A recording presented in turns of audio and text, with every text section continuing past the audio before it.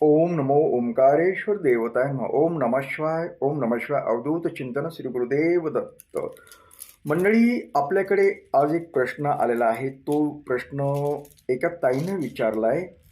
तर ताईचं म्हणणं असं आहे की मला घरामध्ये सुख समाधान आनंद असं वाटत नाही. हं? अ, पूजा अर्चा देवदेव करण्याचं माझी खूप इच्छा. पूर्वी मी करत बी होते. खूप म्हणजे देवावर श्रद्धा वगैरे आहेत, गोष्टी खूप करते देवाचं. मंदिरात जाते, इकडे जाते. पण मला असा कुठंच आनंद भेटत नाही. घरामध्ये मुलं ऐकत नाही. हं? माझा मुलावर काही परिणाम होत नाही. हं? आणि खूप मी सतत तणावामध्ये असतं. सगळं म्हणजे वातावरण कसं खराबच आहे, तणावग्रस्त आहे वगैरे वगैरे बऱ्याचशा काही गोष्टी सांगितल्या त्यांनी. तर मला काय वाटतं की काही असं कुणी माझ्यावर कुणी करणी जादू टोना असं काही केला असेल का? हं? कारण मी ज्यावेळेस आजारी पडते, म्हणजे दुखायला काय झालं तर मी दवाखान्यात वगैरे जाते, पण काही दाखवत बी नाही, विशेष काही नाही. काहीतरी तितक्यापुरतं तितकं बरं वाटतं, परत आहे तसं. म्हणजे मला असं म्हणजे प्रसन्न वाटत नाही. हं? विचार वेगवेगळे मनामध्ये येतात, वेगवेगळे नकारात्मक विचार येतात.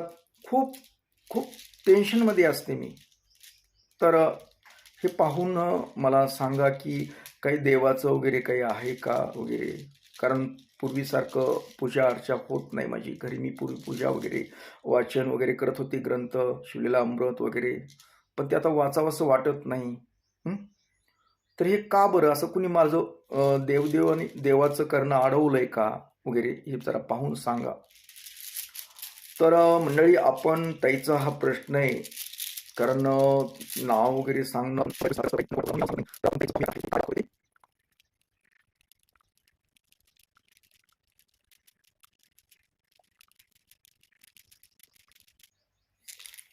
ताई, आता लक्षपूर्वक ऐका.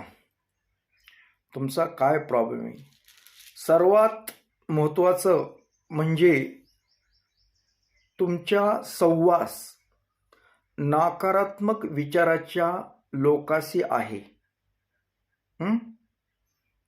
त्यात मैत्रिणी बी असू शकतात, पण जास्त करून पुरुष हा दाखवतोय आणि तो घरातला नाहीये. तुमचा नवरा वगैरे असं काही नाही. ही बाहेरली व्यक्ती. आणि जास्त करून तुमची मैत्री, अगर तुमची जास्त सहवास हा पुरुषाशी होतोय. हं?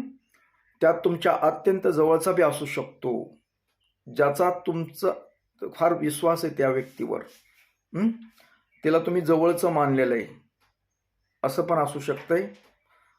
आणि ती व्यक्ती तुमच्या ह्या स्वभावाला, म्हणजे तुम्ही धार्मिक आहात, देवधर्मावर विश्वास आहे तुमचा, पण त्या व्यक्तीचा त्याला मनातून विरोध आहे त्याला. हं? हे काही थोटांड आहे, हे काही खरं नसतं. आपलं कर्तव्य ही आपण आपलं कर्मावर आधारित असतं. आपण जे करतो, जे आपल्या हिमतीवर, आपण सुशित माणसं आहोत. हं?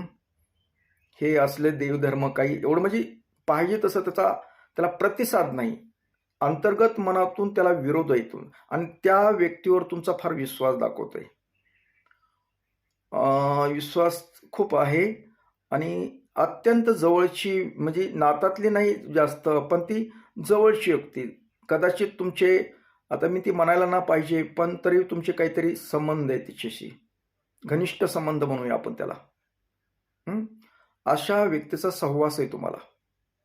आणि सगळ्यात मूळ गोष्ट म्हणजे, आता ती तुम्ही तुमचं ओळखा कोण असते ते. आमचे एक फक्त गणिते असतात, हे अंदाज असतात. तर सगळ्यात तुमचं म्हणजे अधोगती, तुमचं मानसिक स्वास्थ्य कमी होणं, ताणतणाव वाढणं, मुलं न ऐकणं, तुम्हाला कामातनं यश येणं, हं? ह्या जी गोष्टी आहेत ना, केवळ त्या व्यक्तीमुळे आहेत. आता तुम्ही म्हणाल की ते व्यक्ती तर खूप चांगली, हं? खूप म्हणजे अ, चांगलं सांगते, चांगलं दाखवते, असं वाटतं तुम्हाला. हं? तुम्हाला आर्थिक सहभाग सुद्धा मिळतोय. हं? मदत मिळते, सगळी मदत वगैरे केल्या जाते, सगळ्या गोष्टी बऱ्याचशा ठिकाणी तुम्हाला मदत होते तिची. आणि मग ती अशी का करू शकते? तर फक्त ते करण्यामागं त्याचा उद्देश वेगळा आहे. पण ते नकारात्मक विचारानं चालते. फक्त तुमचा तिला वापर करायचा, तुमचं तेवढी तुमची प्रगती हा तिच्या मनात हेतू नाहीये, दाखवते तसं नाहीये ते. हे एक आहे. आणि ती पुरुष व्यक्ती, पुरुष आहे तो.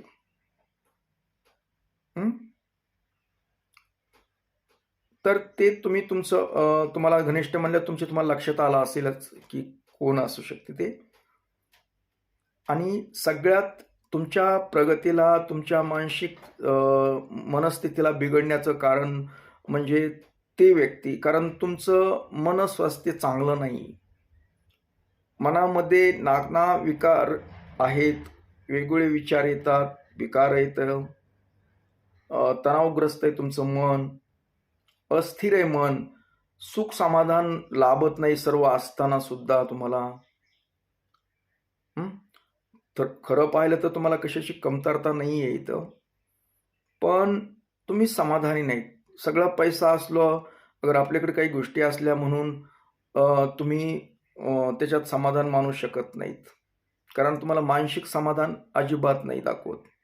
आणि त्याला कारणीभूत म्हणजे ती व्यक्ती. कारण कसं असतं, मानसिक समाधान मिळण्यासाठी देव धर्म करावा लागतो. आपण जे कुठलं कार्य करतो त्याला देवाची साथ लागते, देवाचा आशीर्वाद लागतो, आणि तो आशीर्वाद ते मिळू देत नाही. त्या देवधर्मापासून तुम्हाला वेगळं करण्याचा प्रयत्न केला जातोय. म्हणजे तुमची ती गोष्ट देवदेव करणं ही तिला खपत नाही, आणि तुम्ही तिच्या पूर्ण अधीन आहात, प्रेशर खरे आहात. तुम्हाला ही गोष्ट सुद्धा पटत नाही. ती सांगते ती गोष्ट कधी कधी पटत नाही, पण तुमचा नाईलाज आहे, कारण त्याचं मोडू वाटत नाही. ते तुम्हाला काही गोष्टी नकारात्मक तुम्हाला वाटतं, ते थोडंसं वेगळं सांगते, हे कळतंय तुम्हाला, पण तुम्ही त्याच्या एवढ्या प्रवाहात गेलात, त्याच्या एवढ्या मायेमध्ये अथवा प्रेमामध्ये असू शकतात की तिचं मोडता येत नाही तुम्हाला. तिनं सांगितलेलं ऐकावंच लागतं काही काही गोष्टी. असं झालेलं आहे तुम्हाला. अत्यंत तुम्ही त्याच्या ह्याच्यामध्ये विचारामध्ये गुरफटलेला आहात. त्याच्यामुळे तुमची जी वृत्ती आहे, धार्मिक वृत्ती, देवधर्मातला विषय हा कमी होत चाललेला आहे. मोप इच्छा असताना करू शकत नाही, कारण ती नकारात्मक ऊर्जा असते अशा व्यक्तीची. आणि ही गोष्ट असल्यामुळे तुमचे विचार, तुमचं समजा समोरच्या घरातल्या ज्या वातावरणामध्ये मुलांचं समजा बोलतात तुम्ही की मुलं ऐकत नाहीत वगैरे असं बोलताय ना तुम्ही, त्याचं कारण पण तेच आहे. कारण मुलावर तुमचा प्रभाव पडत नाही.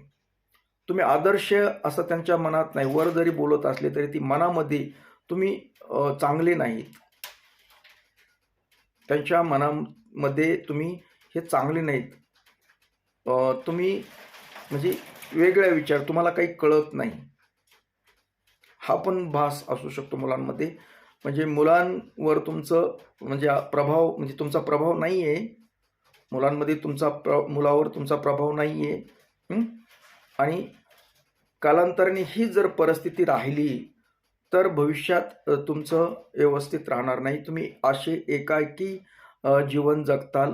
कारण हा जी व्यक्ती आहे हा काही जन्मभर तुमच्या बरोबर राहणार नाही.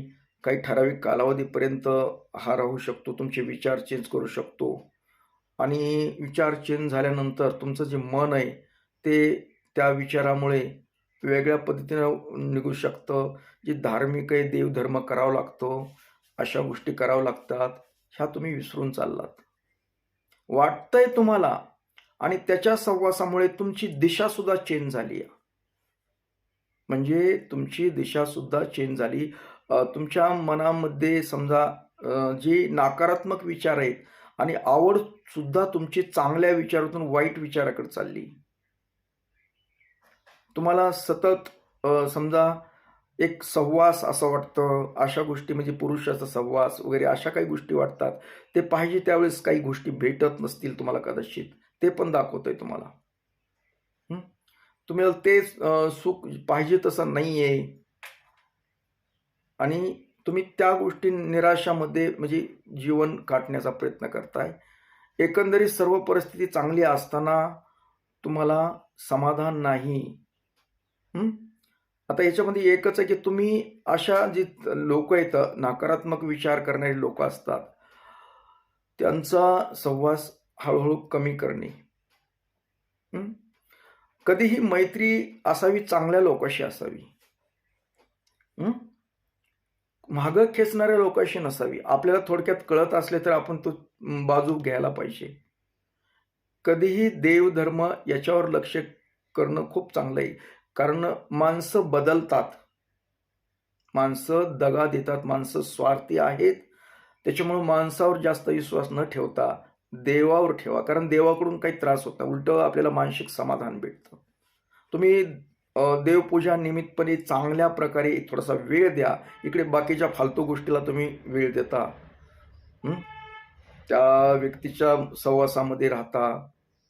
बराच सहवास आहे तुमचा दाखवत आहे.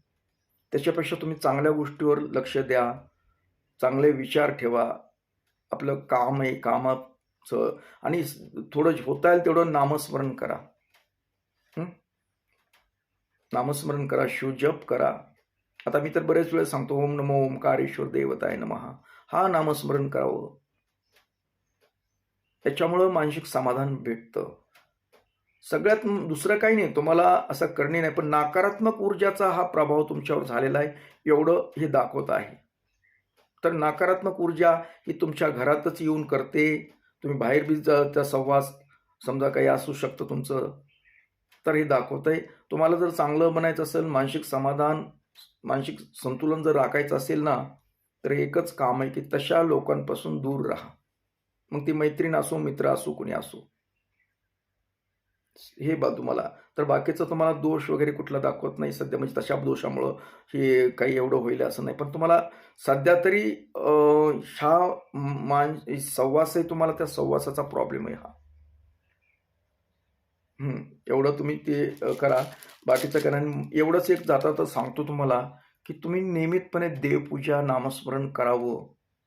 आणि तुम्ही 1 महिना, 6 महिना करून बघा. व्यत्यय तर येणारच आहे तुम्हाला. कारण ती व्यक्ती तुम्हाला त्या म्हणजे देवधर्मामध्ये जाऊ देत नाही. ते जाऊ देत नसले तरी तुम्ही तुमचं सोडू नका. तुम्हाला करू वाटत नाही हे पण मला कळतंय. तुम्हाला करण्याची इच्छा होत नाही पूर्वीसारखं असं. पण तुम्ही प्रयत्न करा. हळू यातून बाहेर पडता. ज्यावेळेस तुम्ही नामस्मरण, देवपूजात याच्यात थोडंसं जर मन घातलं, तर तुम्हाला मनातला समाधान बी वाटेल आणि ती व्यक्ती ऑटोमॅटिकली ते विचार तिचे बंद करू शकते. कारण दैवी शक्तीचा प्रभाव. तर तुम्ही तेवढं करा. ओम नमः शिवाय. ओम नमो ओंकारेश्वर देवताय नमः.